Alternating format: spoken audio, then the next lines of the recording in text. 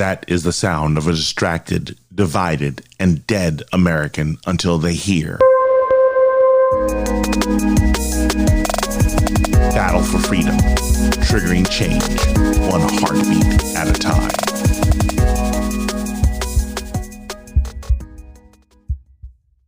Let's try this today, and let's see if every one of you can hear me today on this beautiful frosty Tuesday, snowy Tuesday, as we try and get through another day of, we're in February now. Holy moly guacamole, it's February. I cannot believe it. And I'm your host, Watson Prunay from Battle for Freedom on Mojo50 Radio. If this is your first time listening, I want you to do me a favor, go to mojo50.com and check out not just myself, but many of the other hosts that you can listen to on this amazing network. And if you want to, you can also do me a favor, go to my website, Battle4Freedom.com. I apologize for those of you who are tuning in and you want to just take a listen. Thank you, everyone who's listening in. Thank you, Linda and Brian. I appreciate you following and doing this. Let's get through our sponsors to make sure that you can really appreciate it, because while you're doing this, my wife just made me a nice big cup of American Pride Roasters coffee, and I'm having this nice hefty mug, and I want you to have American Pride Roasters coffee. That's it. I've hit the snooze button a dozen times, and now I have to finally get going. But I'm not going to do this day right if I don't start it off with a cup of American Pride Roasters coffee, the official coffee of Mojo50 Radio. But I'm not going to lie to you. They have a wide variety of blends, but I'm leaning towards the one that's named after me, Watson's White Chocolate Caramel. You know what? It sounds as good as those words that just rolled off of my mouth. Listen, get it today. AmericanPrideRoasters.com. Tell them that Watson from Battle for Freedom sent you, and you want Watson's White Chocolate Caramel blend to start your day off. Join American Pride Roasters Coffee and Mojo50 Radio, and most important, Battle for Freedom, as we celebrate the best coffee in the nation, American Pride Roasters. Yes, American Pride Roasters coffees, folks. Share it out with as many people as you possibly can. And also, as we get through another broadcast, listen, today's, I'm going to share with what I wanted to share yesterday, because of the fact that I think it's very important in this landscape of, there's a lot of concern of where do we go with America right now? Where do we go in America because of the fact that, this group is in charge and this group is in charge? And I believe what's really sad is I believe that we've lost something. Something critical was lost in the midst of this. I know there's this movie called Lost in the Translation. I think that there's something lost in our daily machinations that has stripped away. And what most important, what I believe it is, has been stripped away, has been our humanity. It's been our humanity that has been stripped away in the midst of everything going on. And it really concerns me. Now, I didn't have a chance to sip my American Pride Roasters coffee, so I'm going to do a New Life Holistic one so that you can just enjoy listening to this. And let me get this sip going, because this is going to be good. Does your mind seem like it often shuts down before it even starts? Sounds like you need to detox to improve your health in body, mind, and spirit. I'd like to tell you about New Life Holistic. It is an amazing therapy process that uses neurofeedback and biofeedback for many issues that ails everyone. New Life's method and approach to health, balance, energy, and vitality is what sets it apart from anything you have experienced ever before. Call 1-833-4-BIO-LIFE and tell them Watson from Battle for Freedom has sent you. One more thing. Give them the code Mojo50 and save $50 off of your first session. The consult is free. New Life Holistic. New Life Holistic, folks. This is the reason why we need to make certain that, this is the reason why we need to make sure that we're starting this off with the right way, getting our minds wrapped around everything and trying to do this the correct way. So, now, many people are going to do this, and they're going to say, oh my goodness, Watson's turning into one of those everybody gets a trophy mentality people. I am not like that. There is an aspect where everybody does get a trophy, and that aspect is this. Romans 3:23 says, for all have sinned and fallen short of the glory of God. For all have sinned and fallen short of the glory of God. So, when we sit here and we look at this whole idea of everyone gets a trophy, it's us. We get this trophy in being sinners, fallen, broken, and everything. One of the things that really concerns me is that in the process of us wanting to win, in the process of us wanting to point out the errors and the fallacies of other people, we have lost our humanity in doing so. We have pet names for the people we don't like. Okay?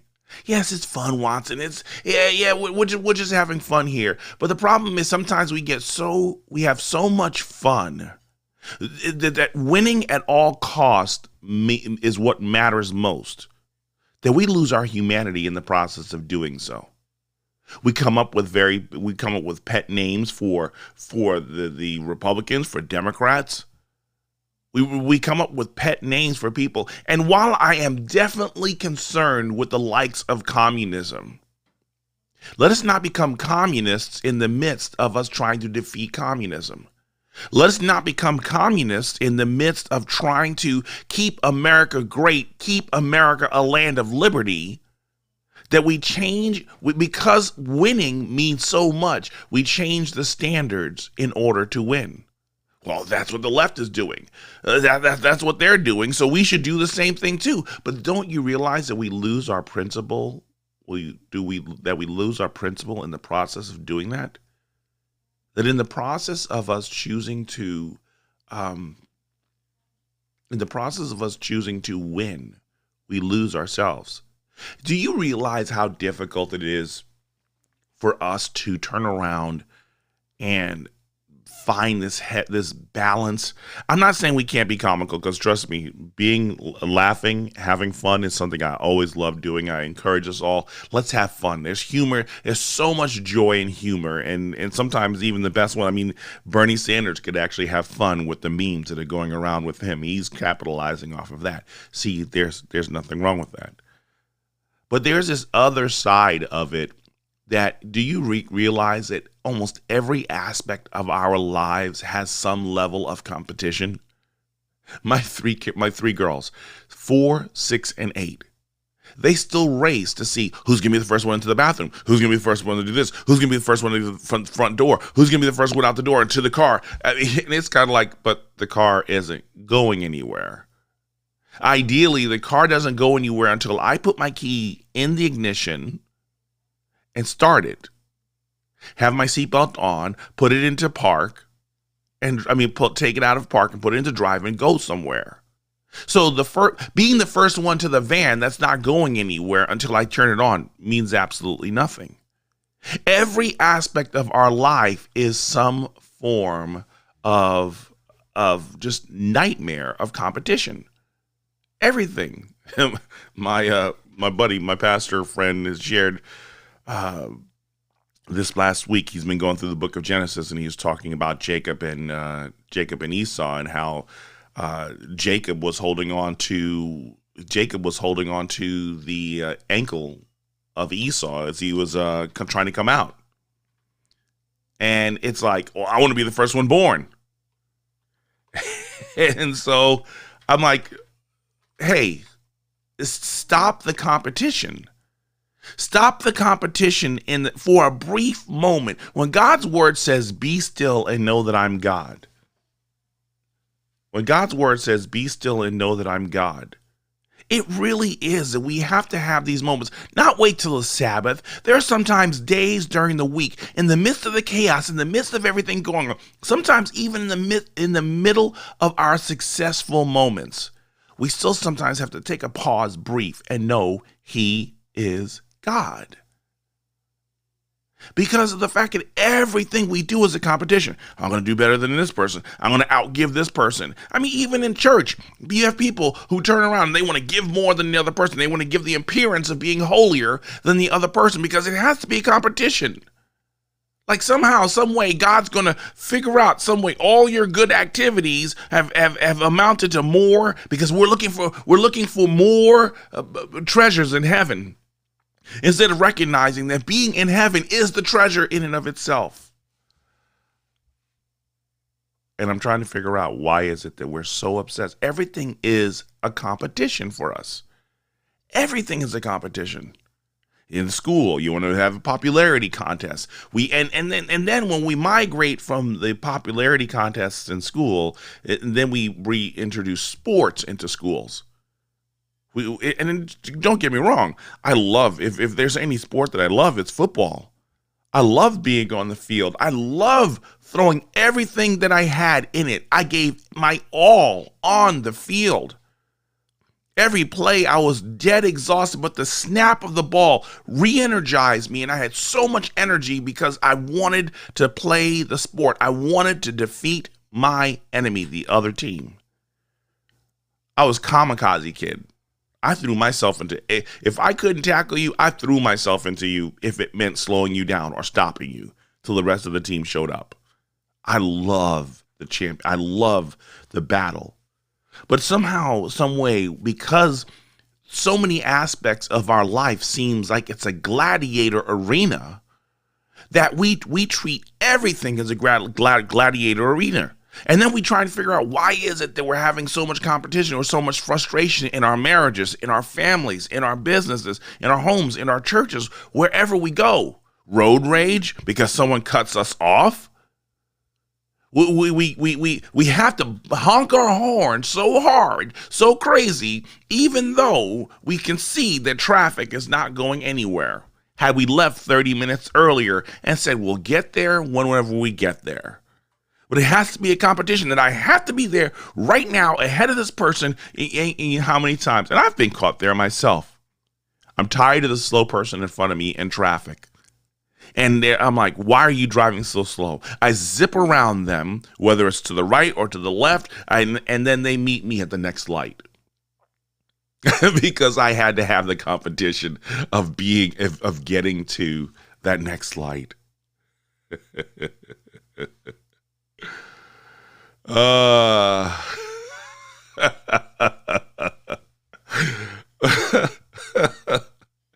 People try to keep up with the Joneses is annoying to me. It is. It really is. Because of the fact that, think about this. We are in a competition with people who really don't care what we have. Or really, honestly, we're in a competition to impress people who really don't matter to the eternal outlook of our lives. We have to have big cars. We have to have big homes. We have to have brand new things. We have to have high credit scores. We have to have all these different things to impress people. Because I want to have a decent home, and I want to have a decent interest rate and everything like that. I'm like, save up the money, put the money aside, and then turn around and buy. Basically, instead of having a brand new car every 2-3 years, just basically save up the money and buy a vehicle, pay it off, and be done. But because everything is a competition, because I got to look better than this person, I have to have this presentation that I'm better. And that's the reason why you need to interact with me, because I'm seemingly better than the other individual. Amen, Carrie. None of that will be on your headstone. But we know that. We know that. See, here's the thing about it that really got me is I'm sitting here and I'm looking at this whole idea of winning at all costs.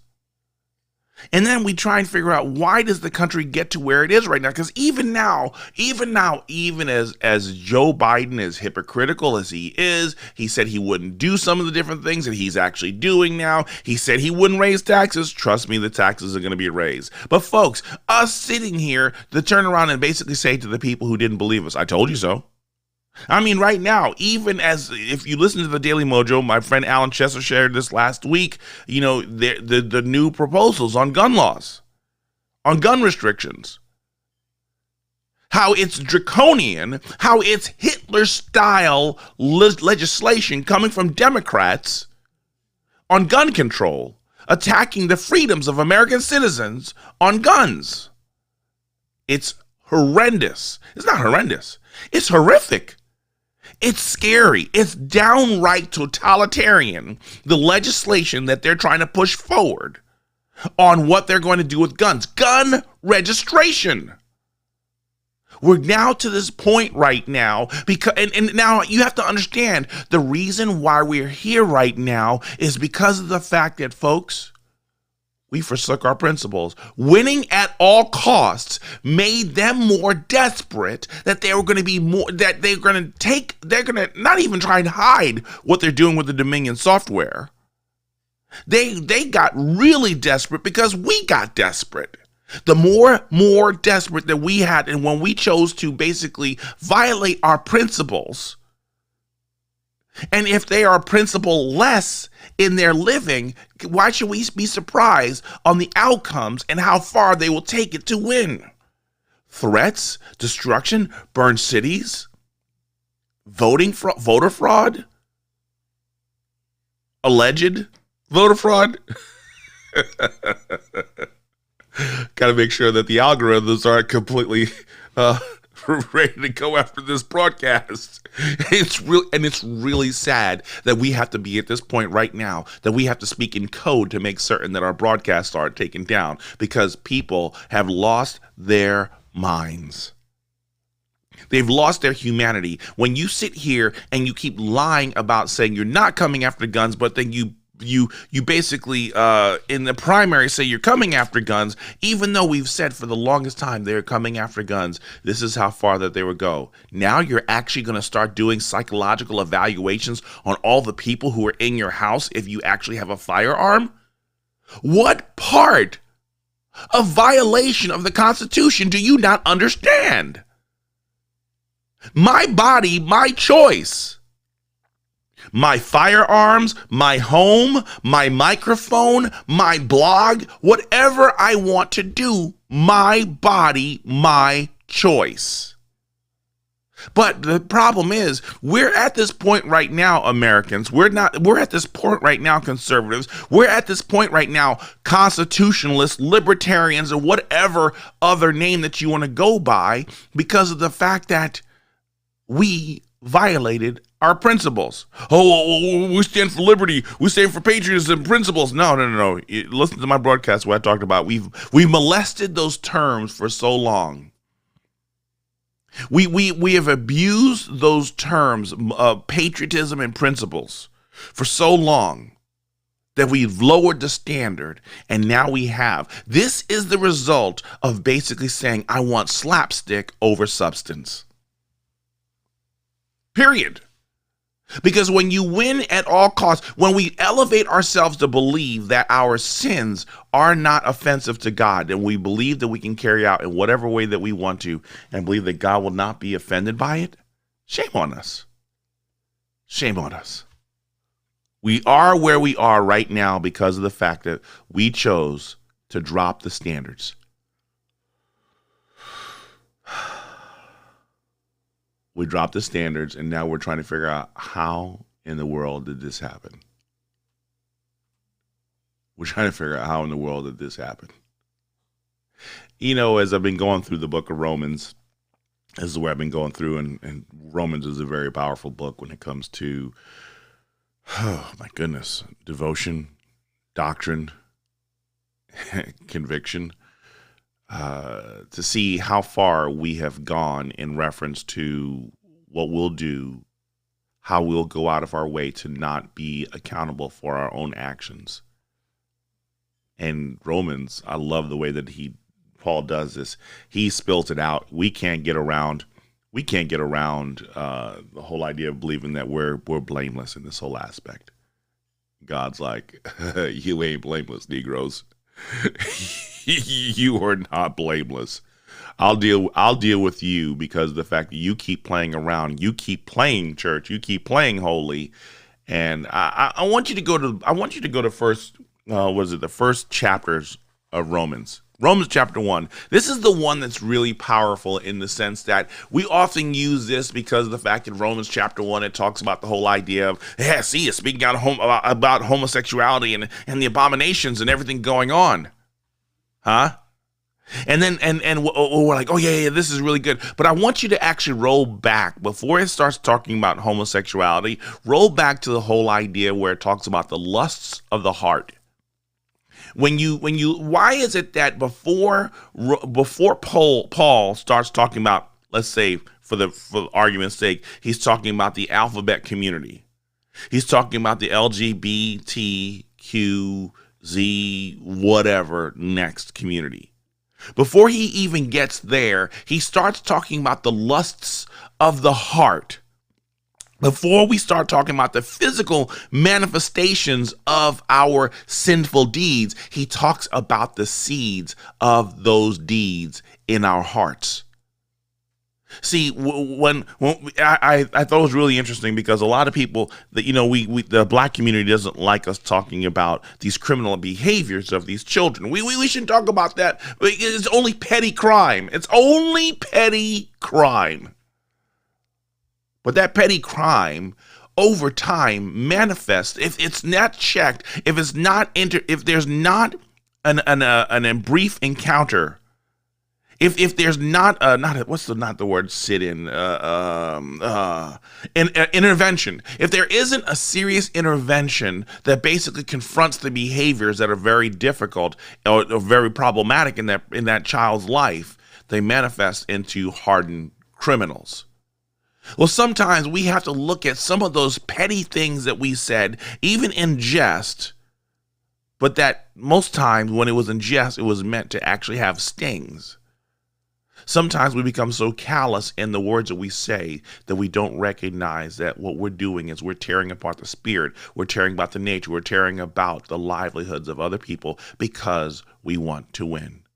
And it manifests in other. Again, Jesus, we sit there saying, don't murder. But God's saying, don't be angry. Jesus is saying, don't be angry. Well, the words God says, be angry, but don't sin. So I can be angry. Yes, you can. But the problem is, in the guise of us wanting to win, we lost our humanity. We lost the being better, winning at all costs.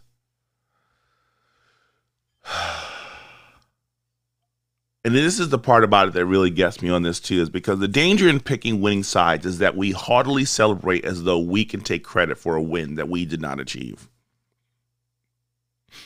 Let me repeat that. The danger in picking winning sides is that we haughtily celebrate as though we can take credit for a win that we did not achieve.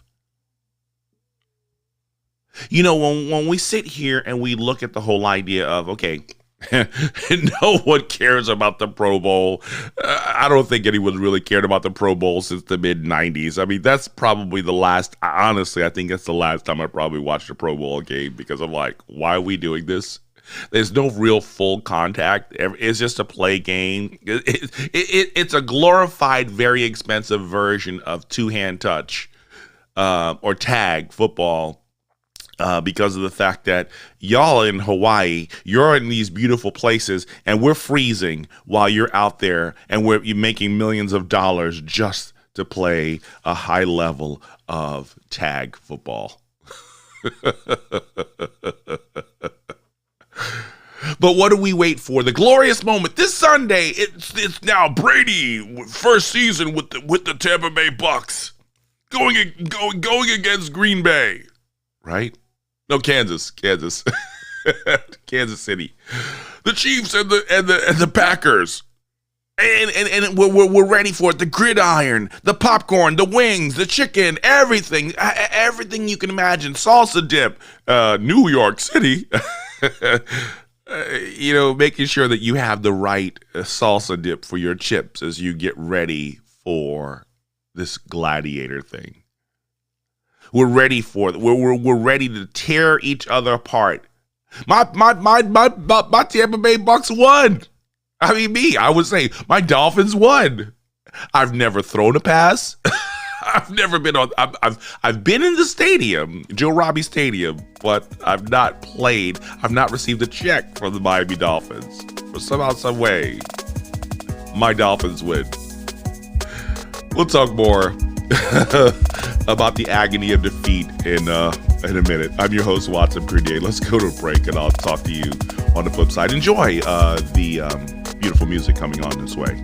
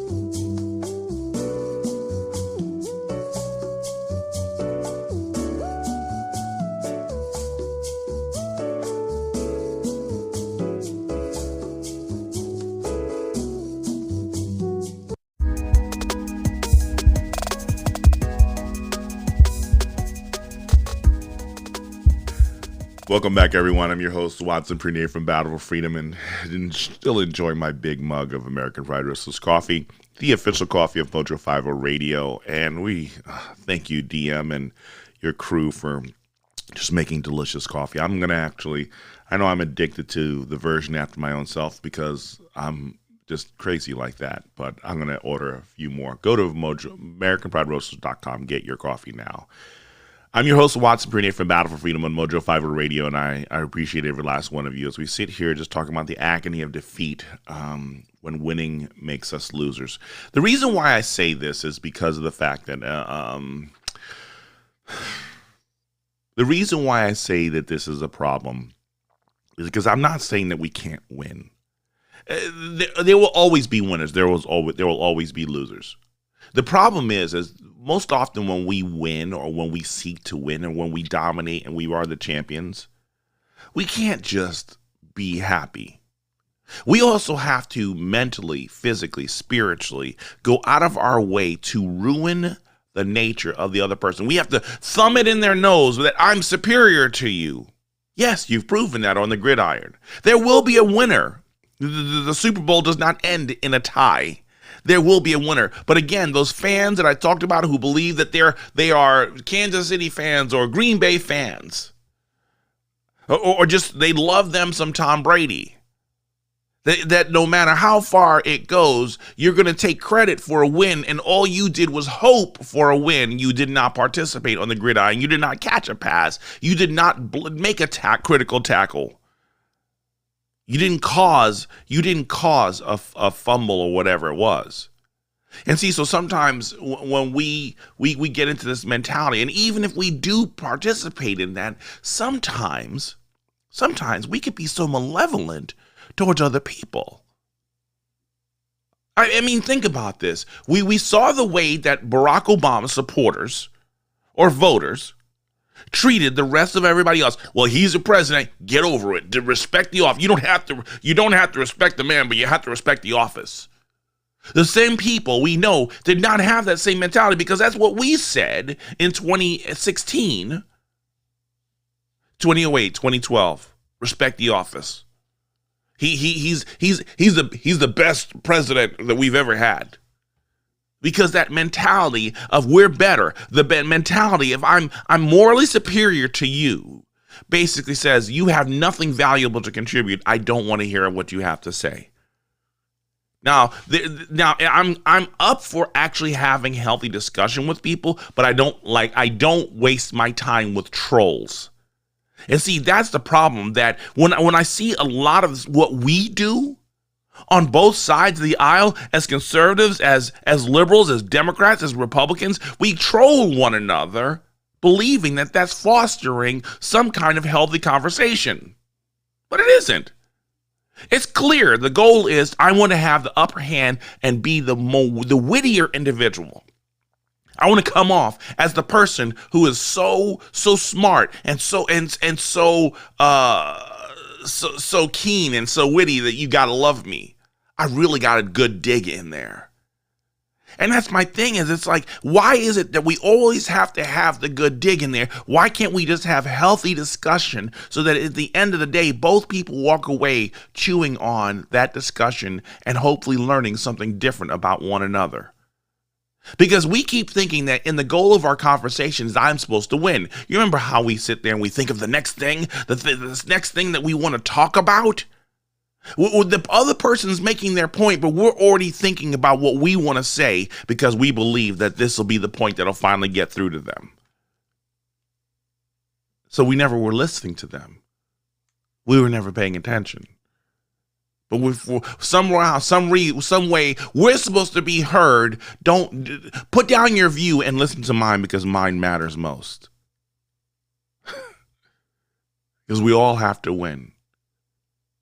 We have to win. And if you don't want to listen to me, I hope you suffer enough pain so that you're humiliated and you come back to me so that I can sit there and gloatfully say, I told you so. There's a good movie my family watched. It's on PureFlix. It's called Remember the Goal. And it's a great movie about this young lady leading a cross-country team. And I keep thinking it was a soccer thing, but it wasn't soccer. It was a cross-country game. And it is really cool that the young lady, the main character of the movie, basically talked about the whole idea is that, you know what? When you know you're right, you don't have to gloat or wait around for people to come back to you and say, I'm sorry, you were right. Because when you are waiting for people to come back to you and say you were right, that's when your message no longer matters. See, if our goal is for people to be humiliated and come back to us with their tail between their legs because of the fact that they feel that they were foolish and they should have listened to us in the first place, that kid that doesn't want to pay attention, that spouse who thought that the grass was greener, that employee who basically left the best job possible just to go to have the other side, then the problem is it's bad that the decisions that they made were horrible, but we're even worse because of the fact that we don't know the word or the terms of grace and mercy that God extends to us on a daily basis. We've lost our humanity. We've lost our humanity. We've lost our ability. We've lost our ability to understand. Yes, Renee, perfect. We listen to respond, not to understand. See, and I think that's the problem. It's this tit for tat mentality, and that tit for tat mentality is always based on the idea of I have to win this conversation. I have to win. And so we see that it goes from how we converse and how we have a conversation with the people that we're in relationship with, whether it's a spouse, whether it's a child, whether it's a parent, a sibling, a coworker, whoever it is, or even someone on the political level, that we've lost compassion, and compassion comes from wanting to listen and understand. What is it? Be slow to speak, slow to anger, and quick to listen. Because when you're listening, we're trying to understand. You know, hear me on this. Every one of us has legitimate concerns when it comes to the politics about what does this country look like when the other side wins. Every 2 to 8 years, we take a side. And here's the crazy part about it, though, is we have a great fear of what that retribution is going to look like, and may be legitimate, too, in the process of the fears that we have of what that retribution would look like. Maybe they're legitimate, like what's going to happen with the gun laws. What Democrats are about to do with guns is very problematic. It's very scary. It's very totalitarian on what they're going to do with guns and how they're going to come back. Because as Carolyn said earlier, it's not the law-abiding citizens who benefit from this. It's the criminals, because the criminals won't be the ones who are turning in their guns. Because if they did turn in their guns, they would not be criminals, and we would not have crimes happening because of people who don't want to abide by the law when it comes to guns. But you have to understand that there's something else also that's sinister and crazy taking place in the midst of this. We're fearful of what they will do to us because of the fact that now we're about to reap what we sowed. We turned around and we had these vindictive spirits towards the people that won. We didn't want them winning. And guess what happens is they now exact on us the very things that were processed in our minds, in our hearts, and sometimes even with our mouths. See, we're fearful of the other side winning because we're afraid of that they will actually have an opportunity to have the upper hand to basically do to us what we would do to them. Oh, no, we would never go there. We would never. No. Listen to our language. We don't want unity now. Well, they never wanted unity. But the fact that we uttered we don't want unity now, the fact that we basically said that we wouldn't show compassion, the fact that we thumbed it in their nose. Yeah, well, they did it to us. But what back to the basics. Two rights don't make a wrong. Let me clear it up for you. The word of God says, do not repay evil for evil. But we chose that path, and now we have to deal with the seeds we sowed. Yes, they planted their seeds of evil a long time ago. But here's the problem about it, though. As I said earlier, the seeds of our evil and wickedness have been sown a long time, and now they fruited. They blossomed. The harvest was plentiful during the Trump administration.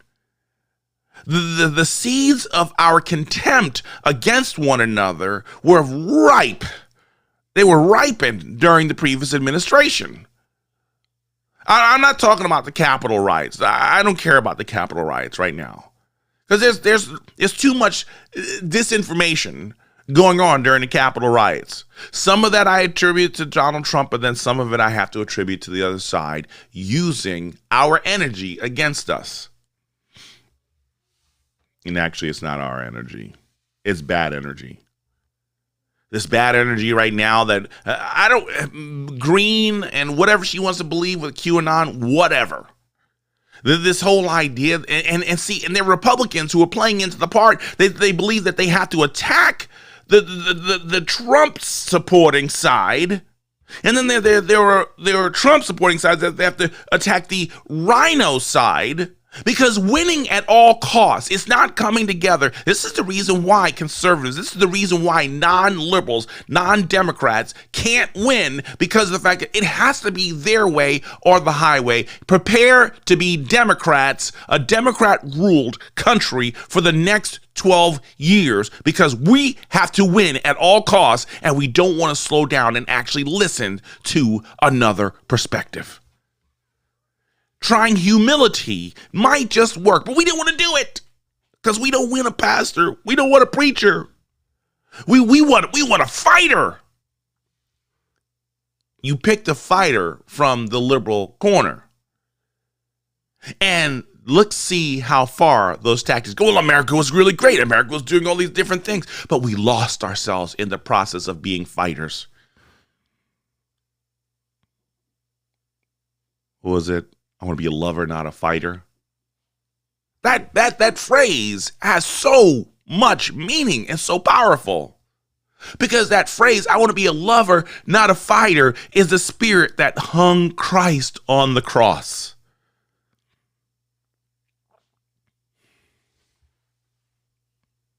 But because of the fact that we have to win at all costs, we have to turn around and compromise ourselves just to win.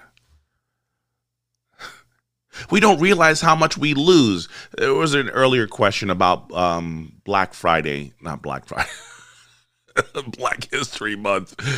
Oh, I don't want to miss this one because of the fact that it was great. Where is that question? So Carrie went to, was it Carrie?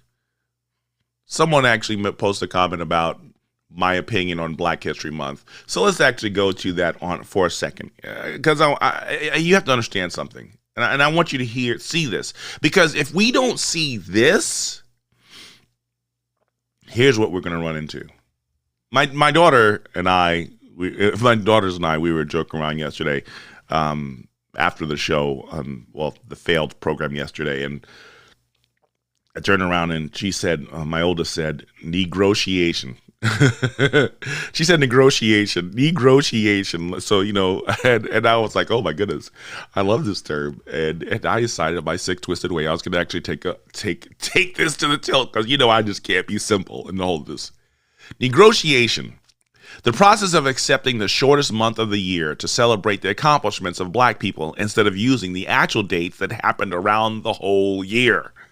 Negotiation. See, so because whoever negotiated or negotiated for February as a time to celebrate the achievements of Black people, fail. Epic fail. Because there are Black people who've been successful all year around, but for some strange reason, we've allowed ourselves, we settled for the shortest month of the year, as though there weren't enough events to capture, so we just settled for February. I mean, how many months do we have? 31 days, and you couldn't shoot for one of those? August? October? Oh my goodness. You settled. And see, that's the problem, is that right now we settled for MAGA. We settled for bombastic to win. In the end, we got shortchanged. In the end, we got shortchanged when we decided to give up our principles and our character. Hello? And if we don't change our tactics, if we don't change or we don't recover our once treasured principles, it's only going to get worse. It's only going to get worse. A couple weeks ago when I was preparing for another broadcast, and I ran into this one word when I was on, Merriam-Webster.com. And I like going there because this is where I can turn around and I can get my terms. And it was really cool on this one phrase that I found, because I'm a sci-fi geek, okay? So for those of you who don't understand this, I turn around and I spend a lot of my time being a geek. I like being a geek, and Stargate SG-1 is one of my favorite shows that I love to watch and appreciate. And so one of the things that was in there was this word I saw the other day that was called sarcophagus. It's sarcophagus, and basically what it is and I want to help you understand this, of this idea of it was a container. It was like a coffin that people would stay in. It's where they put people who died. And what I loved about this, though, is, I'll find this thing for you. Here you go. Well, no, that's the wrong one. What happened to the... that's not it. Yeah, that's it. That's the one I was at. Huh. Odd. Well, let me just read it to you. A stone coffin. Broadly, is basically a stone coffin, broadly a coffin. Now, one of the thing about it is in Stargate SG-1, the sarcophagus that was basically used, they were basically saying that, aliens landed on the pyramids and he basically had all the gods in Egypt were basically this alien superior race that had this great technology. They created this thing called the Stargate, which basically allowed you, well, they didn't create it, they just borrowed it from other people who used it. They commandeered it and basically tried to appropriate it as their own technology. So they took advantage of this technology that allowed them to have these amazing spaceships that could move at ridiculous speeds, and you can go through these wormholes that could take you from this planet and go into this universe or go wherever you wanted to go. And one of the technologies that they had was this thing called the sarcophagus. And the sarcophagus was basically used to actually heal people who were gravely injured. The sarcophagus was basically used to repair people that were close to death. And sometimes if you were very near death or very close to it, you could be resurrected if they got you in the sarcophagus enough time to allow you to spend time in there to heal. And the reason why I bring this up and like, why are you getting into this? Like, why are you getting into this whole sci-fi thing? I don't trust me. Stargate SG-1, Richard Dean Anderson, MacGyver. It's a really good show, a really good program. And there was this one I believe it was either Richard Dean Anderson's character or another character. His name was Daniel, and he basically was played by so Richard Dean Anderson basically replaces Kurt Russell's character in the movie, and James Spader was basically replaced by this I can't remember the name of the guy who plays the role now. But one of the two of them spent so much time in the sarcophagus of constantly being resurrected or repaired in the process of doing this, that sometimes over the process of being resurrected so many times, they said that it started to steal parts of humanity. And these people who this alien race called the Goa'uld, like almost think of Gould, but you spread the word out and you basically make it into you separate the word into a double what's the word for it? The two syllables. You take Gould and you make it double syllables just to stretch it out. Either way, they were so malevolent. As they got recovered and resurrected, that after a while, their humanity, the side of compassion, was stripped away from them. And I believe that when we constantly resurrect this competitive spirit in us over and over and over again, that we have to win, that we lose slowly by slowly that spirit of compassion that's within us. And the thing that's so scary about this is even now, well, I don't want this mamby-pamby, everyone gets a trophy mentality. No, I don't want that either. But what I want more than anything else, because and it has to even be within me. It has to be within me.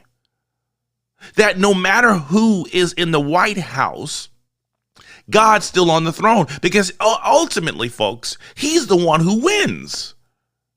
At the end of the day, God wrote how history is going to play itself out, whether we're in the end times or not. The true winner is God. We have to be on his side. We're so eager to want our side to win on earth. And I'm sitting here thinking like because we lost our compassion, because we lost our vision and our focus on making disciples and helping people know the hope and basically the beauty of falling at the knees, bowing our hearts and our spirits and our minds and our souls and everything within us before the throne of God, before the cross of Christ. We've lost sight of that. We've lost sight of freeing people. That's the reason I want to battle for freedom. It's not just the politics. It's every aspect of our life that keeps us in bondage from basically being free to worship God in truth and in spirit. We occupy ourselves with how am I going to win? How am I going to have that competitive edge? How am I going to have all these other different things? But do we sometimes listen to who we sound like when we do this? Do we sometimes listen to who we become in the process of winning? I understand having that competitive edge, having that sight of who we are that's not like anyone else probably gives us the position. That's what I want to try and do. I don't want to be like every other radio host. I know when people listen to my show, they're like, he talks about God and Jesus too much. So be it. If I talk about God and Jesus so much, because I cannot not talk about him. I want to make sure my double negatives are correct in that whole process. But you have to understand that the only reason why I can talk to you right now is because of the grace of God. The only reason why you can listen to me right now is because of the grace of God. He did not have to wake us up another day. He woke us up another day. You want to talk about being woke?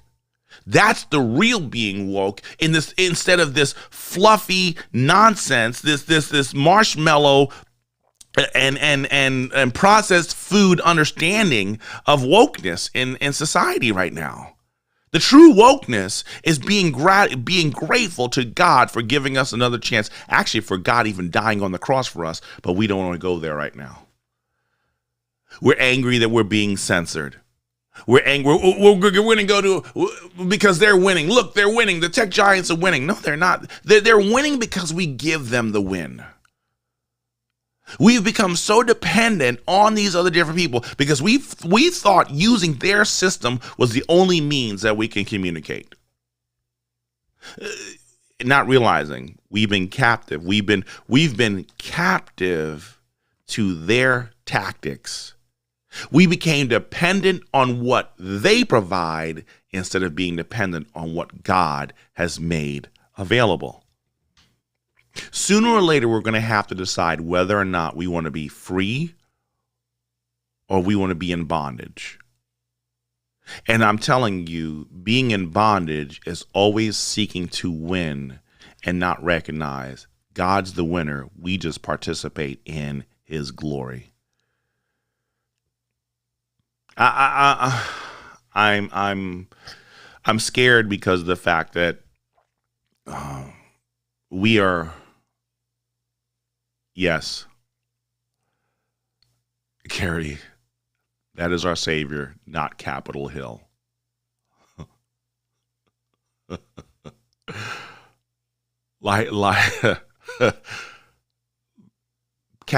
true Capitol Hill is called heaven. It's called glory. That's the true Capitol Hill. That's the fight. It's not the fight against evil. I tell you, the fight is against the evil within our hearts. The fight is against the evil in our hearts, because when we deal with that battle, when we wake up every day, when I sit here and I look at you don't want to know what's in my closet. I don't like my closet. I want to bolt my closet, but God keeps cutting the chains that I wrap around the closet door because I don't want to deal with that stuff. And every time I think I have another chain, another lock installed, God comes out with his spiritual snips and clip, clip, clip, snip, snip, snip. And I have to actually then start addressing more and more and more things in my life that I don't want to deal with right now. Because if I focus on these other battles, if I focus on winning here, I don't have to be reminded of how I'm losing back there. Folks, I don't have a problem with us winning, but let's not be losers in the process of winning. We're losers when we lose our humanity. We're losers when we choose to be so arrogant and so haughty. Like somehow, some way, we're the ones who rightfully deserve the title of winner. There will be a champion this Sunday evening. There will be a champion this Sunday evening between the Chiefs and the Bucks. But why focus on the battles that have to be won at the end on Sunday in just 4 or 5 days, when there are battles that you and I must face in the next 4 to 5 minutes, 4 or 5 hours, that will really determine how far we are to succeed in this thing called life.